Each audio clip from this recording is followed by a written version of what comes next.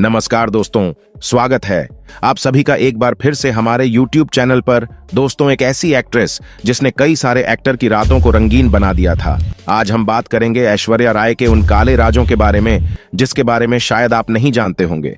आज भले ही वह बच्चन परिवार की बहू हो, लेकिन इनके ऐसे राज है, काली सच्चाइयां हैं जिसको सुनकर आपके होश उड़ जाएंगे। ऐश्वर्या ने साल 1991 में इंटरनेशनल सुपर मॉडल कॉन्टेस्ट जीता ही था, जिसके बाद ऐश्वर्या आमिर खान और महिमा चौधरी के साथ पेप्सी की एक एड में नजर आई थी। सन 1994 में ऐश्वर्या ने मिस इंडिया प्रोजेक्ट में हिस्सा लिया, जहां पर दूसरे स्थान पर रही थी क्योंकि पहले नंबर पर सुष्मिता सेन थी। इसके बाद ऐश्वर्या सुष्मिता सेन से काफी ज्यादा जलन महसूस करने लगी। उन्हें बर्दाश्त नहीं हो रहा था कि वह भारत में मिस इंडिया में दूसरे नंबर पर आए। फिर इसी के बाद ऐश्वर्या मिस वर्ल्ड की तैयारी में जुट गई, जो कि साल 1994 में ही आयोजित हुआ।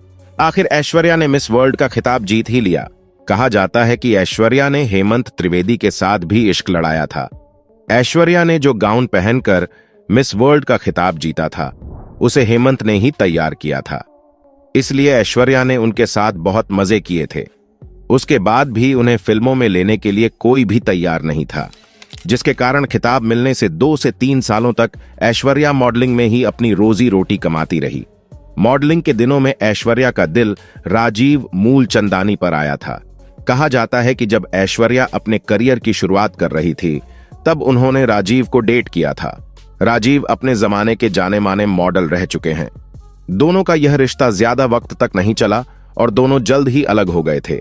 और जब ऐश्वर्या पर डायरेक्टर्स की नजर पड़ी, तब जाकर उन्हें फिल्मों में पहला ब्रेक मिला। साल 1997 में, जो कि तेलुगु फिल्म हीरोवर थी, जिसे मणि रत्नम ने निर्देशित किया था। इसके बाद बॉलीवुड में भी एक फिल्म इसी साल में मिल गई, जो थी और प्यार हो गया, जिसमें लीड रोल में थे बॉबी देओल और ऐश्वर्या राय। पहली हिंदी फिल्म ऐश्वर्या राय की फ्लॉप साबित हुई, लेकिन ऐश्वर्या की इन्हीं फ्लॉप फिल्मों से फिल्में मिलना शुरू हो गई। लेकिन 1998 में ऐश्वर्या की किस्मत मानो खुल सी गई। उनकी इतनी सारी फ्लॉप फिल्मों के बाद एक और पहली फिल्म हिट हुई, और वह थी जीन्स, और बॉलीवुड में सफलता मिली। साल 1999 में आई फिल्म हम दिल दे चुके सनम से, जो कि अजय देवगन और सलमान खान के साथ थी। हम दिल दे चुके सनम फिल्म ऐश्वर्या के जीवन में कई मायनों में टर्निंग पॉइंट साबित हुई। एक तो इस फिल्म ने ऐश्वर्या को बॉलीवुड में स्थापित कर दिया था, और दूसरी ओर अहम बात जो थी वह यह थी कि इसी फिल्म के दौरान सलमान खान और ऐश्वर्या की प्रेम कहानी शुरू हुई थी। साल 1999 में ही ऐश्वर्या की एक और फिल्म आती है ताल, जो कि सुभाष घई की मूवी थी। इस फिल्म के बाद मीडिया में काफी बातें चलने लगी थीं, और उसका कारण एक तो सुभाष घई और ऐश्वर्या की अतरंगी फोटोज मीडिया में आने लगी थी, और मीडिया रिपोर्टर्स के अनुसार यह बातें भी फैलने लगी थीं कि ऐश्वर्या ने फिल्म ताल के लिए सुभाष घई के साथ कंप्रोमाइज किया है। लेकिन यह बातें जितनी तेजी से उठीं, उतनी ही तेजी से दब गईं, क्योंकि इसका कारण था सलमान खान, ऐश्वर्या और सलमान खान की प्रेम कहानी के 1 साल बाद ही इन दोनों के बीच में लड़ाई झगड़े की खबरें आने लगी थीं। उसके बाद फाइनली 2002 में सलमान खान और ऐश्वर्या राय का ब्रेकअप हो जाता है। जितनी खबरों में इनकी प्रेम कहानी नहीं थी, उससे कई ज्यादा सुर्खियों में इन दोनों का ब्रेकअप रहा। दरअसल ऐश्वर्या ने उन दिनों मीडिया में बयान दिया था कि सलमान खान ने उन्हें फिजिकल, इमोशनली और मेंटली हरास किया है। उस समय ऐश्वर्या के चेहरे पर कई बार चोट के निशान भी देखे गए थे, और उसका कारण क्या था आप समझ सकते हैं। ऐश्वर्या ने सलमान खान को समझने में 4 साल का समय लिया और अंत में ब्रेकअप कर लिया। साल 2005 में ऐश्वर्या और अभिषेक के रिश्ते के बारे में किसी को नहीं पता था। तभी अमिताभ के साथ ऐश्वर्या ने एक गाना किया था कजरारे, जिसमें अभिषेक बच्चन भी साथ में थे, यानी दोनों बाप बेटे, और उन दोनों के बीच में थी ऐश्वर्या राय। इस दौरान यह अफवाह भी काफी जोरों पर थी कि ऐश्वर्या के लिए अमिताभ ने पूरा एक फ्लोर बुक करवा दिया है। पूरे फ्लोर को बुक करवाने के पीछे की क्या सच्चाई है, इसके बारे में काफी मीडिया में चर्चा हुई थी। वैसे ऐश्वर्या का बड़े घर की बहू बना भी कोई इत्तेफाक नहीं है। दरअसल सलमान खान के कारण ऐश्वर्या का कैरियर पूरी तरह बर्बाद के कगार पर पहुंच गया था। उन्हें किसी बड़े कलाकार का साथ चाहिए था ऊपर उठने के लिए, और उसके लिए ऐश्वर्या राय अपना नाम किसी बड़े घराने से जोड़ना चाहती थी, ताकि अपना जो भविष्य है उसको वह सिक्योर कर सके। साल 2007 में ऐश्वर्या ने अभिषेक से शादी कर ली, और अभिषेक समेत पूरे घर को अपने कंट्रोल में करने लग गई। अभिषेक जब भी कोई मूवी या फिर वेब सीरीज में काम करते हैं तो उनके कॉन्ट्रैक्ट में एक ऐसा क्लोज होता था जिसमें यह मेंशन होता था कि वह स्क्रीन पर किसी भी हीरोइन के साथ किसी भी प्रकार के इंटीमेट सीन नहीं देंगे। और यह जो क्लोज है इसे ऐश्वर्या ने अपनी शादी के बाद कॉन्ट्रैक्ट में ऐड करवाया है।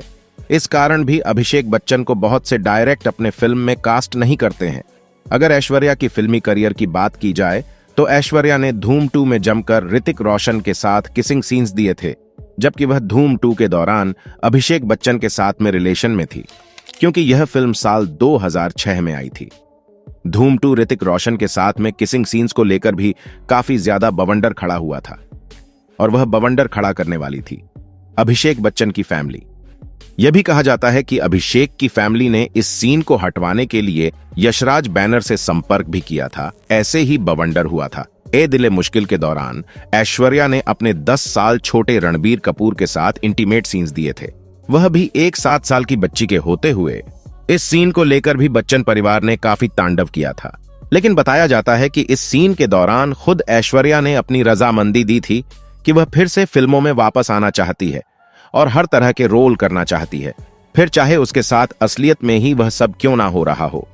लेकिन जिस फिल्म में वह काम करेगी वह हर हाल में वह फिल्म हिट होनी चाहिए, क्योंकि ऐश्वर्या जो शादी के बाद बॉलीवुड की दुनिया से गायब हो चुकी थी, अब खुद को लीड रोल में जमाना चाहती थी। इसके लिए वह ताल मूवी की तरफ कुछ भी करने को तैयार थी। रणबीर कपूर के साथ में जिस तरह से ऐश्वर्या राय बच्चन ने सीन्स दिए थे, वह भी अभिषेक बच्चन को बिना बताए उस समय बच्चन परिवार में काफी टहलका मच गया था। उस समय मीडिया में खबरें चली थीं कि अभिषेक बच्चन ऐश्वर्या राय से तलाक लेने वाले हैं, लेकिन धीरे धीरे जो मामला था पूरी तरह से शांत हो गया। वैसे दोस्तों, ए दिल ए मुश्किल फिल्म के दौरान बच्चन परिवार ने अपनी पावर का इस्तेमाल करके करण जौहर से सीन्स को हटाने के लिए कहा था, लेकिन करण जौहर ने यह बात ऐश्वर्या को बता दी, जिसके बाद ऐश्वर्या ने बच्चन परिवार को काफी लताड़ा था। इधर ऐश्वर्या के समर्थन से करण जौहर ने फिल्म के इंटीमेट सीन्स को किसी भी हाल में डिलीट नहीं किया। वैसे दोस्तों, करण जौहर के द्वारा सीन्स डिलीट करने का कोई मतलब बनता भी नहीं था, क्योंकि सारे सीन्स ऐश्वर्या ने अपनी मर्जी से दिए थे, और वह भी खुद कहकर। इस फिल्म के बाद ऐश्वर्या राय को ना तो कोई फिल्म और ना ही कोई एड ऑफर की गई है। सिर्फ अनिल कपूर और राजकुमार राव के साथ थोड़ी देर के लिए नजर आई थी। इन सब के पीछे भी बच्चन परिवार का हाथ बताया जाता है। इसके अलावा 2009 में ऐश्वर्या राय को पद्मश्री अवार्ड से भी नवाजा गया था। अब ये अवार्ड इन्हें क्यों दिया गया था, ये तो उस समय की सरकार ही जाने, लेकिन ऐश्वर्या ने एक्टिंग के मामले में एक्टिंग फील्ड में ऐसी कौन से झंडे गाड़े हैं। खैर, आपका क्या कहना है नीचे कमेंट करके जरूर बताइएगा, और अगर आपको यह वीडियो अच्छा लगा हो तो इस वीडियो को लाइक करेगा, शेयर करेगा ज्यादा से ज्यादा लोगों तक, और ऐसे ही और भी रोचक जानकारी के लिए सब्सक्राइब करें हमारे YouTube चैनल को। आपका बहुत बहुत धन्यवाद।